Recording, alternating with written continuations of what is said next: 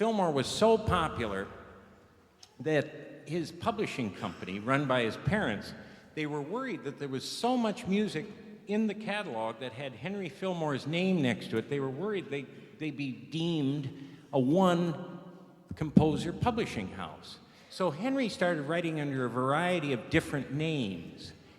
Harold Bennett, Al Hayes, Phil Moore, Henrietta Moore, Will Huff, Herbert Hartley. There were about 12 of them if you counted them all up. And each of the names had a different sort of group that they were aiming for on the market.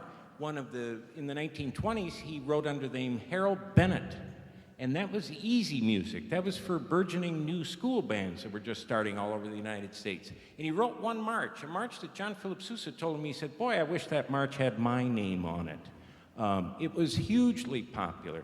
By World War II, the march was originally published as Military Escort. In World War II, it was known as the Reveille March, because it was a march bands played all over during World War II. It's sort of the first thing you heard in the morning when the band started up playing, called the Reveille March. And Henry Fillmore said, I had about 2 million soldiers ready to kill me all during World War II for writing that piece. But he decided to write a little fantasy on Military Escort. And I'm going to tell you about each of the movements here. Here's the march as originally written by Henry Fillmore, a.k.a. Harold Bennett, Military Escort.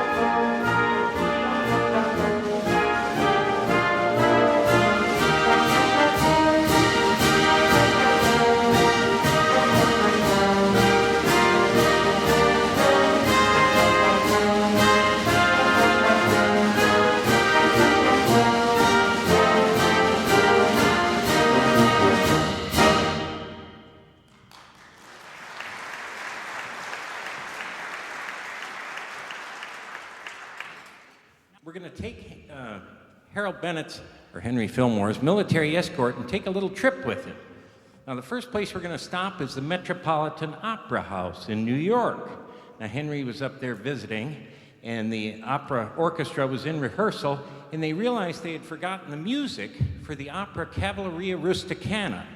And someone saw Henry there sitting out in the audience listening to the rehearsal, and they said, Henry, do you happen to have any orchestra music for Cavalleria Rusticana? And he says, no, I don't, but I have the Military Escort. Would that work? And they said, well, does it sound like Cavalleria Rusticana? He said, we can try. And if he did, it'd sound like this.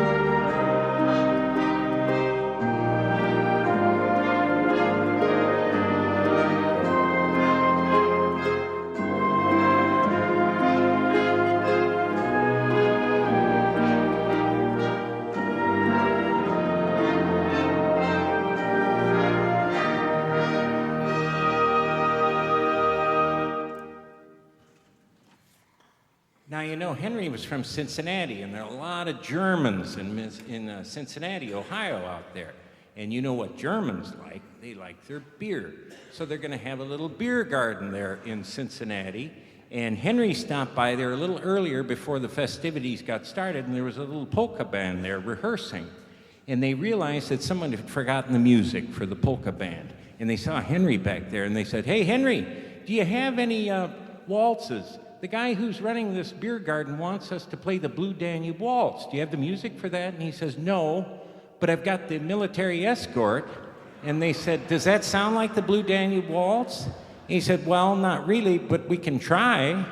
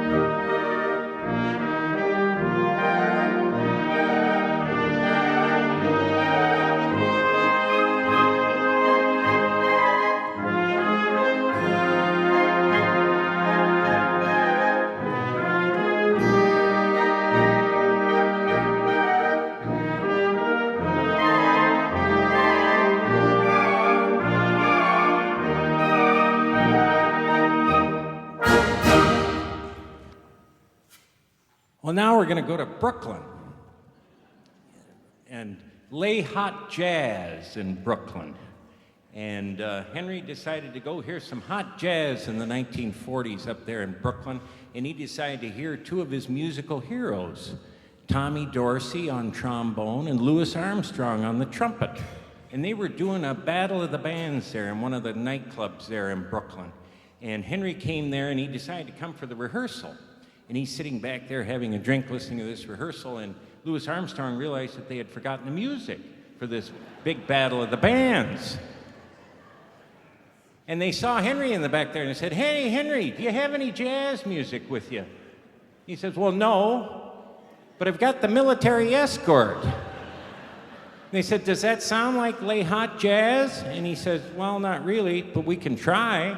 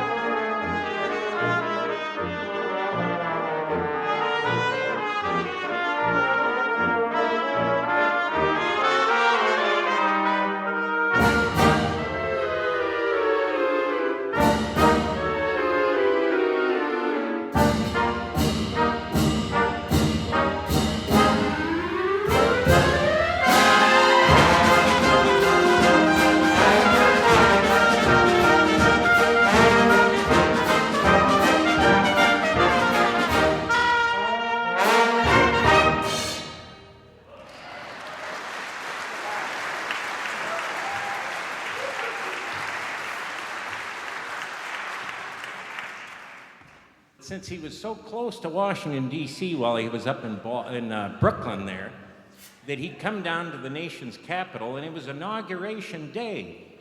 And it's the inauguration of Franklin Delano Roosevelt. It's the late 1930s there. And he gets down early, and all the bands are lined up. The United States Navy Band, the United States Army Air Corps Band, Air Force Band, Marine Band, the Army Band, they're all Coast Guard Band, they're all lined up there ready to play for the Roosevelt inauguration. And someone realized that they forgot the music back at the base. And they didn't have time to run back to Fort Myer.